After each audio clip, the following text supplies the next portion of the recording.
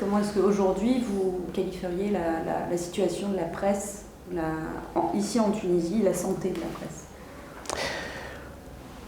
Disons que la situation elle est globalement positive, comme on dit, puisqu'on peut parler de beaucoup d'avancées dans ce domaine.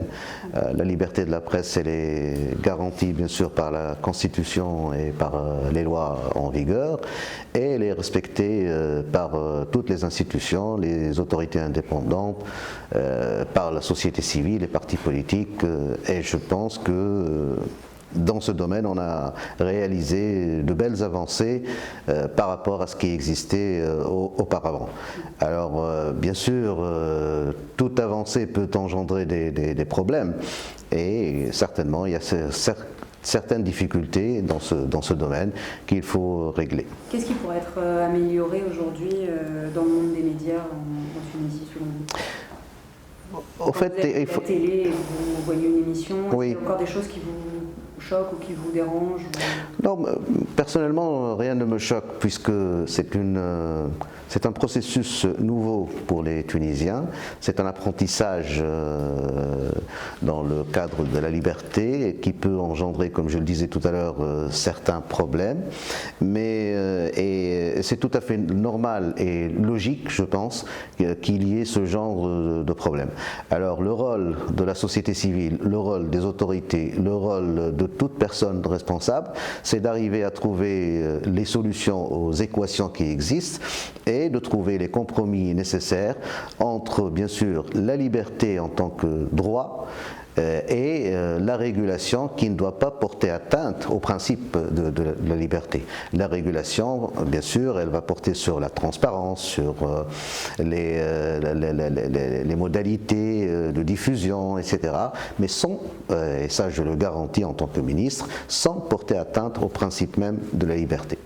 Est-ce que le gouvernement au sein duquel vous travaillez maintenant, est-ce que vous avez le sentiment qu'il soutient par exemple activement des initiatives comme Laïka?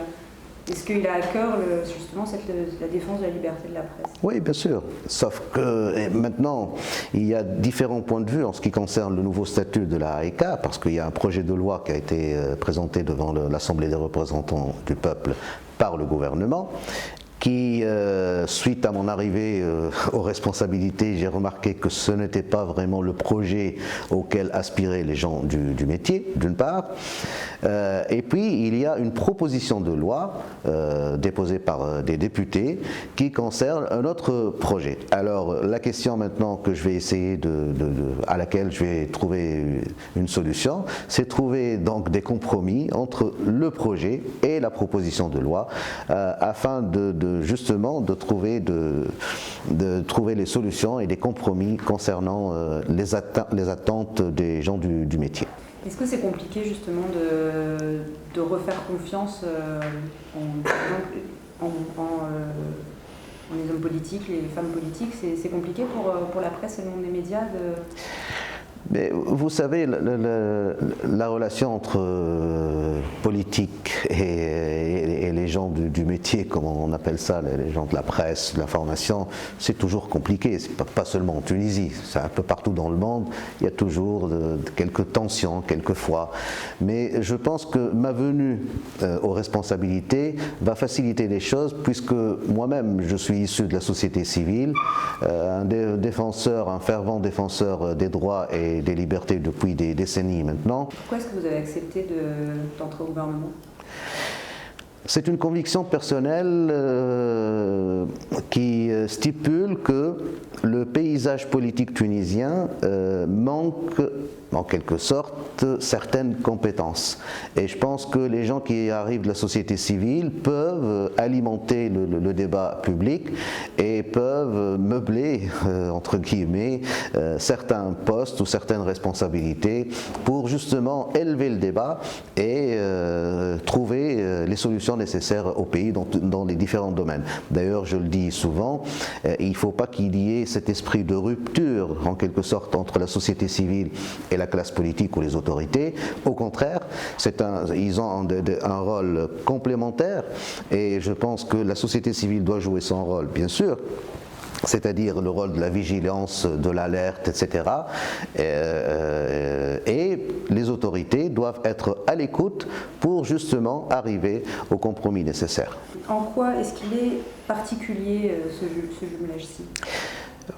D'abord, permettez-moi de vous dire que personnellement, je suis pour toute ouverture avec nos partenaires, l'Union européenne, nos amis les Français, nos amis les Belges, nos amis un peu partout dans le monde. Et c'est cet esprit-là qui aiguille le travail du gouvernement, de moi-même, et je pense bien sûr de l'autorité indépendante qui veille sur cette régulation du paysage audiovisuel. Bien sûr, le jumelage en lui-même, c'est du gagnant-gagnant entre les partenaires de ce projet, puisqu'il va concerner donc le monitoring, l'archivage, l'expertise, l'échange et le partage des expériences. Et je pense que de tels projets ne peuvent être que bénéfiques pour tous les gens qui se sont associés au projet. Moi, en tant que ministre chargé des droits de l'homme et des relations avec la société civile, je ne peux qu'applaudir un tel projet, je ne peux que soutenir un tel projet, et l'échange d'expériences, à mon avis, ne peut représenter qu'une richesse majeure pour tous les peuples. Et vous craignez un retour au populisme ici en Tunisie, comme on peut voir en France par exemple, ou en Autriche, en Italie? La menace existe partout dans le monde. Vous voyez ce qui se passe, je ne veux pas citer de nom de pays, mais bon, vous voyez ce qui se passe dans le monde, avec ce qui s'est passé au Brésil par exemple. Il ne faut pas chercher très loin. Et puis dans d'autres contrées, la menace existe, et je pense que certaines personnes, heureusement que maintenant c'est une minorité, c'est des minorités, n'ont pas conscience de ce qui s'est passé lors de la Seconde Guerre mondiale, n'ont pas conscience des avancées qui ont été faites dans le domaine des droits de l'homme et des libertés, et ils trouvent ça comme un acquis indiscutable, et pour ces gens-là, ces minorités, ils avancent. Bien sûr, il y a toujours les droits économiques et sociaux auxquels il faut penser, mais il ne faut pas cette avancée ou cette pensée pour ces droits économiques et sociaux ne doit pas remettre en question les droits civils et politiques. Toute la question est là.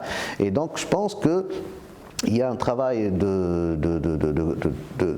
conviction, de conscience pour les nouvelles générations, parce que les nouvelles générations n'ont peut-être pas eu la chance ou la malchance de connaître ce qui s'est passé réellement dans les années 30 et 40 et même jusqu'aux années 50 et 60 avec le bloc de l'Est, etc.